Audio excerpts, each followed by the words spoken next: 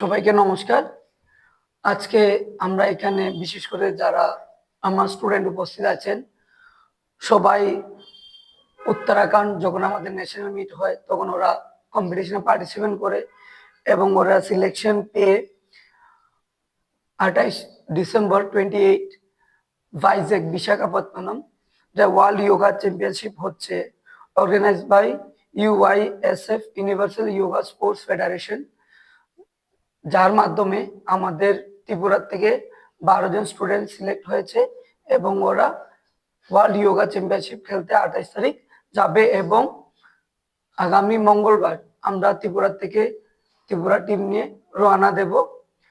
তো যারা যারা এখানে যাচ্ছে ওদের আমি নাম বলছি, সবাই group wise: Lima Debbarma Agartala, Abhranil Saha Agartala, Dishan Sen Agartala, Adrija Pal Kumarghat, Sakshi Malakar Kailashahar, Stuti Saha Kumarghat, Ayushman Shil Kailashahar, Smiley Pal Kumarghat, Tanaya Parvin Kailashahar, Subhradip Bhowmik Agartala, Smiha Majumdar Kumarghat, Sayantika Shil Kailashahar.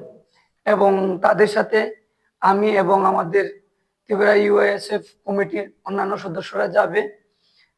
আমি ত্রিপুরাবাসী হিসেবে এবং একজন যোগা ট্রেনার হিসেবে আমি সবার কাছে প্রার্থনা করব, আপনারা সবাই ওদেরকে আশীর্বাদ করবেন।